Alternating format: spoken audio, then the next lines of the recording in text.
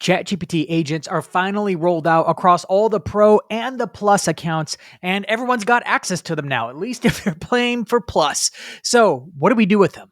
A lot of people have started doing initial tests and are saying they're okay, but they break, they're not reliable, they don't really get the job done. We're going to have to wait for a different iteration.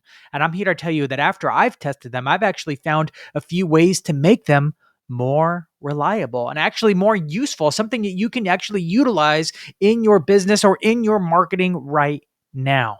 So I want to get into those, but welcome back to the AI Driven Marketer, specifically Bot Bros, where I usually cover AI news with my brother, Travis Sanchez, but he is out this week. I'll let him tell you the story next week. But today, I'm going to be covering 3 pieces of news, including that one about agents and a few other tidbits that marketers need to know to get the help from the hype so that you can actually move forward with what's working now in AI for your job in marketing. So let's talk about those agents. I've seen it all over the place on Twitter, on YouTube, and a lot of people are saying it's broken, it doesn't work, but I knew it. I knew it when it came out. I knew it before I even got it that there would probably be some limitations around it. So let's review real quick. What is an agent? An agent is an AI that can act autonomously. You can give it a broad objective and it will act independently with the tools that it has and the knowledge that it can gain and the personal information that you've given it in order to accomplish the task. It's like working with a high-end executive assistant that could just get it done. You could be like, I need to go on a vacation. Can you find an opening in my calendar or make a vacation happen for me? Book it. I don't want to think about anything. You know what I like. Just make it happen. And it goes and, books the whole thing for you. It comes back. It's like, hey, you're going to Cabo. You like that? And I booked an excursion for you. You're going to be staying at this hotel on the water. It's pristine. I reviewed it. It's a good thing. All your meals are taken care of and you're going to be good to go. Here's your plane flight. In 2 weeks, you're going to Cabo. Whatever it might be, it just takes care of it for you. Now, that's kind of the dream, but agents aren't quite at that level yet. So people are giving it these broad objectives like, hey, book me a date night and pick out some clothes for me, and give it maybe a few other lines of descriptions, but not a lot. I mean, that's a pretty broad task. And then, of course, it's thinking about it and it is struggling with it, kind of like a human would. I mean, imagine if you got a new executive assistant that didn't know much about you.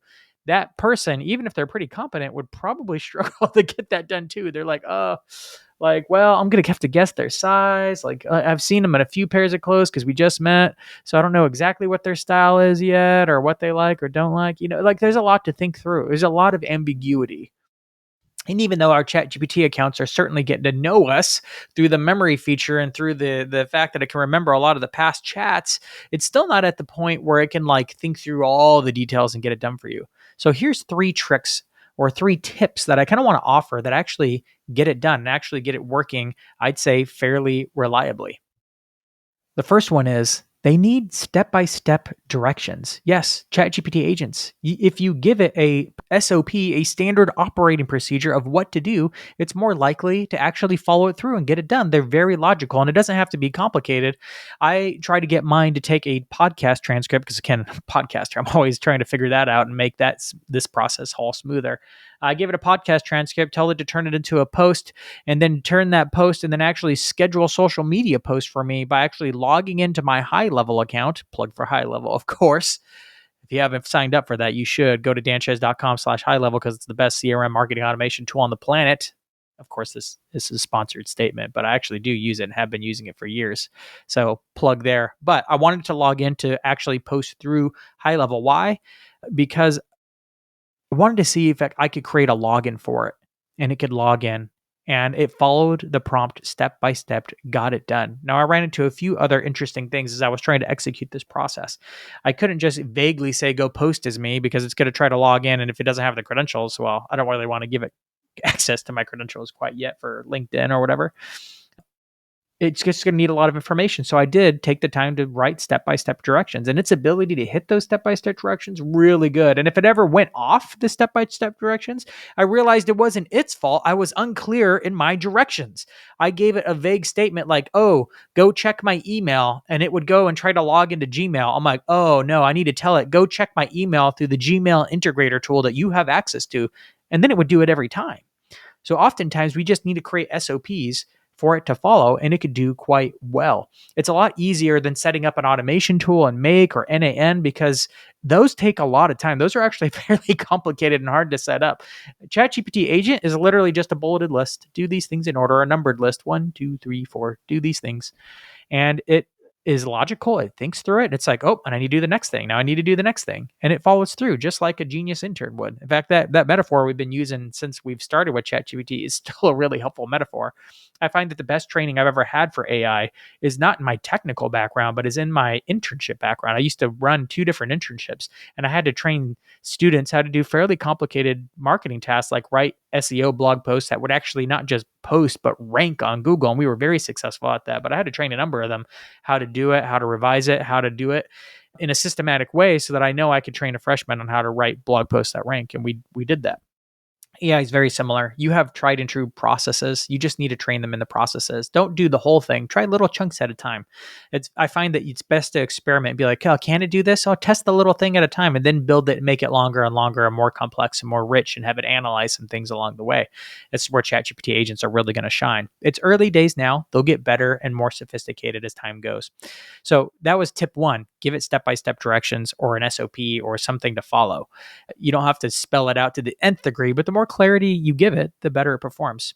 Tip 2, they can log in as you. If you give them the credentials, they will use them and log in as you. This is kind of scary because like if it logs into your social media accounts, like it can go off the rails. It can do things. There are potential ways that bad people can hijack your agent as it's trying to figure things out and take over it. So you want to be careful of it and kind of limit the scope.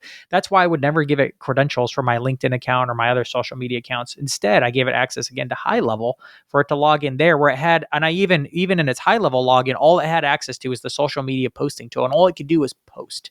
That's it, and schedule posts. Right. I was okay with it posting, but I didn't want to go change and comment and do anything else on my social media file. That's dangerous. That, and if the link got hacked, then like a hacker could only do so much with it because it had limited reach or scope of what it could do. So I gave it its own email and its own login. It went and logged in with that. Funny thing is it had to use 2-factor authentication, but that's where all these connectors are really cool because I could give it its own email. It would have to send a 2-factor authentication to my Gmail account because this email I created for it just forwards all the emails to my real email. And so it logged into my Gmail, went and found the authentication code after it tried to log in and then logged in. I'm like, ooh, this thing's pretty good. Like it can get around stuff. If you just say, hey, go here, do that authentication code will come to this Gmail. It'll be coming from this email with this 6-digit code. And it can do that. It's very cool. And it was able to log in and do that for me. Now I want to run into tip 3. So that's tip 2. Tip 2 is be careful what you give it. If you do give it login credentials, think about giving it login credentials that are not your account, but account you made just for the AI. Knowing if it goes off the wall, like it's in a kind of contained place. And if the credentials leak out onto the internet somehow, you're not in trouble, right? It's its own contained account. It's an account just for your AI assistant, just for ChatGPT. I think we limit a lot of the risks that way, and we can manage it a lot better. If it does get compromised, we can shut that one down, spin up a new one. Easy peasy. So that's tip 2. Tip 3 is sometimes these things have limitations. They're purposefully baked into it to protect you. But sometimes, you kind of want to get around them. I wanted it to post as me. I wanted it to go and I did a test. I was like, hey, don't post to LinkedIn, post to my Facebook page, which nobody ever sees or nobody knows about really. And I just want you to post the line, a bot posted this for me. And I want you to post it and tell me when it's done. And then I'll go check it on the Facebook page. And it's like, no, we can't do that. It always checked to see like, hey, before I push publish, I need you to look at this high level page to make sure it's all good before I hit go. And it always checks. I'm like, I don't want you to check. I want this to be done. I trust you. Go for it. I wanted to see how far I could go, but it would refuse to do it. So I'm like, okay, here's where the third tip comes in. You can actually trigger automations by having it fill out forms, and then those forms can do whatever you want it to do. So maybe I put the social post into a form, and that form triggers an automation that then posts to whatever social media post I wanted to. It would be a way to get around that thing. And it got me to thinking, like, these forms can trigger all kinds of things. It's actually an interesting way to build an agent that triggers normal automations or other agents by form fills, because a form can trigger all kinds of automations, whether you're hitting it with Zapier or even like an Asana project can be kicked off with the form fill, right? There's Asana forms and you fill it out and then it gets plugged into Asana. That's kind of an interesting thing because you can have a ChatGPT agent do research, compile a list, do some stuff, and then fill out a form for you that gets all the information that it found into the right next step and triggers whatever workflow comes next.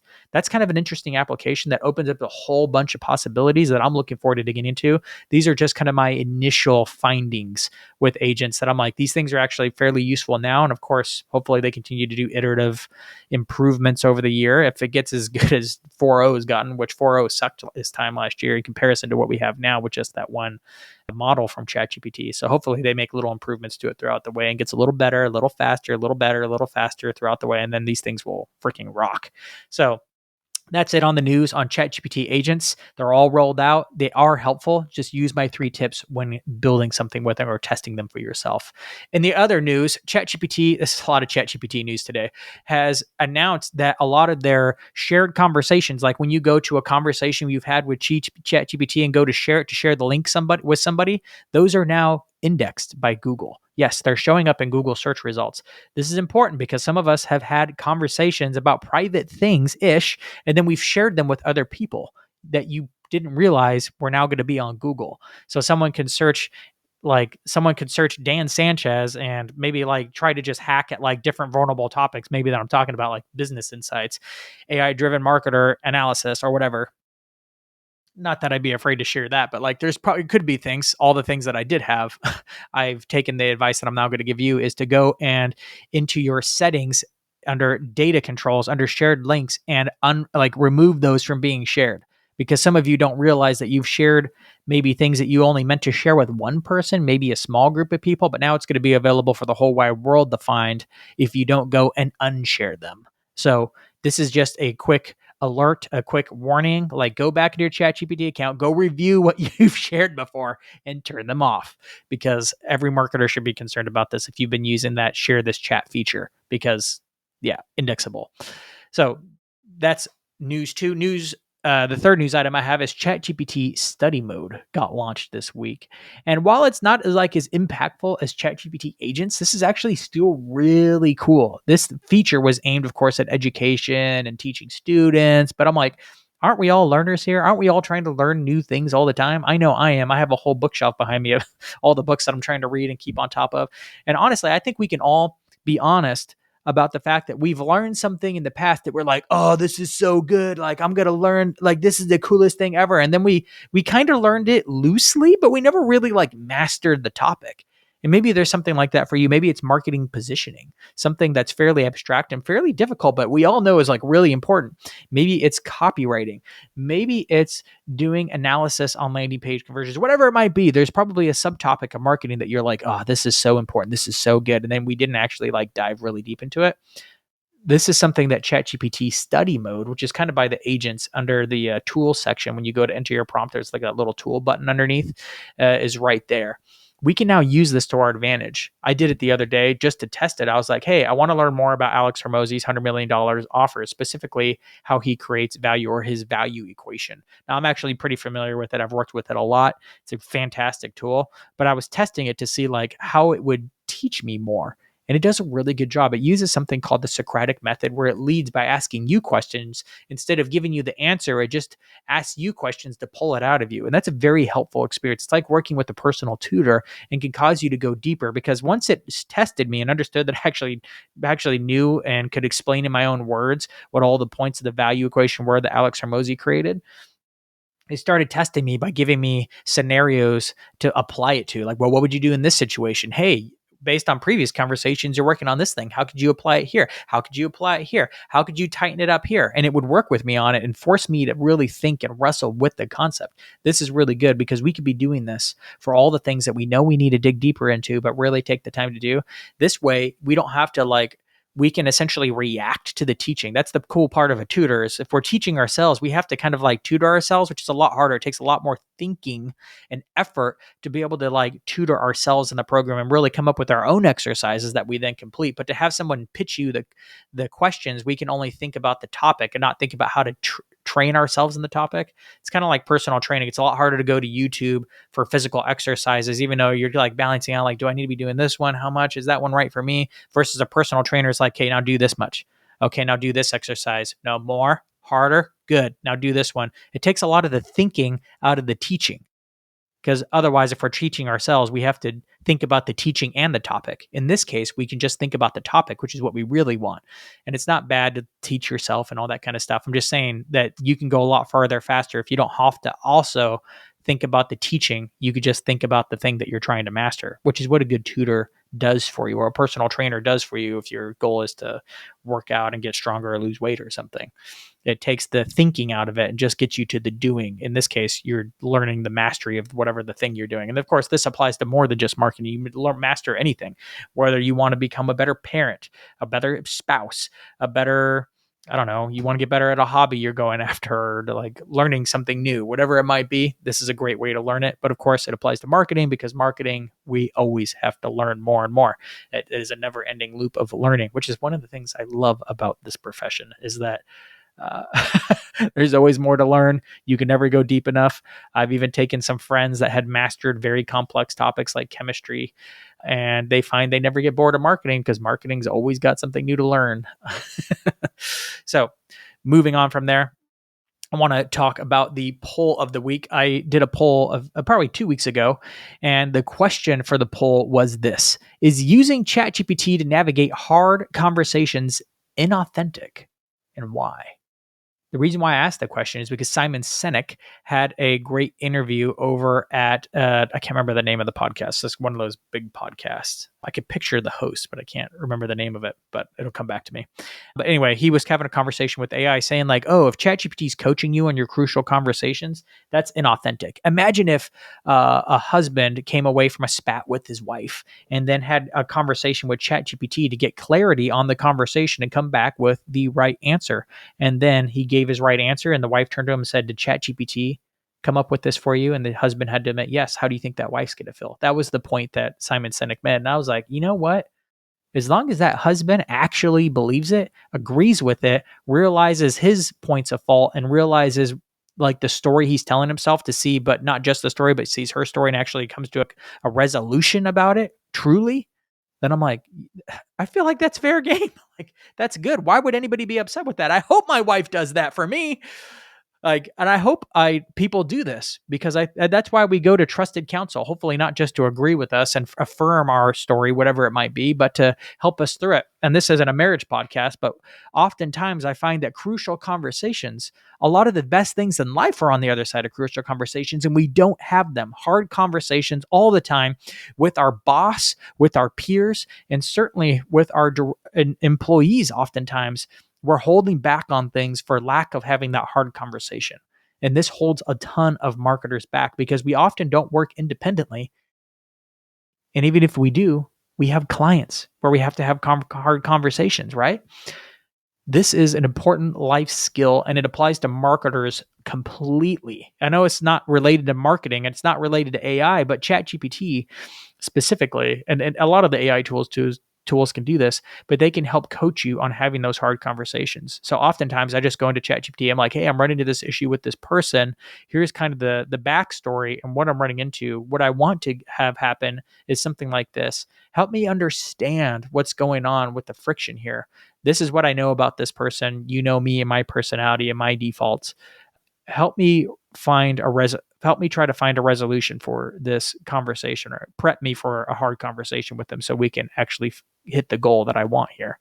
ChatGPT will do a fantastic job of helping you. Now, warning, I will say, while it's a great tool at coaching you through crucial conversations, there is a dark side to AI that you have to be very careful of. It is a confirmation bias machine, and it will often lead that bias. So if you're like, oh, this person's so bad, whatever, like it will just assume the person's bad, but you don't want it to. You want it to actually push back on you more than the person. Assume you're at fault and need to overcome some things. It's always a better way to approach a crucial conversation that way. So I even tell ChatGPT, hey, find out where I'm wrong here and give me a feedback, as if it's up to me to make this happen and not the other person. Much better approach, because ChatGPT will give you 1,000,001 reasons logically why you're always right. And you're not always right. Oftentimes we're wrong. So good podcast to go listen to. I'll link to it in the show notes. Is the dark side of AI. It's something I did with Travis just a few months ago, because you need to understand this in order to truly master AI, because AI does have a dark side and it's leading a lot of people astray in their personal lives. So just be careful when you're having personal conversations with ChatGPT. They're great, but they can have major consequences if you're not familiar with how it can lead you down the wrong path. So in the poll, to swing back to that poll, I asked people again, is using ChatGPT to navigate hard conversations inauthentic? Why?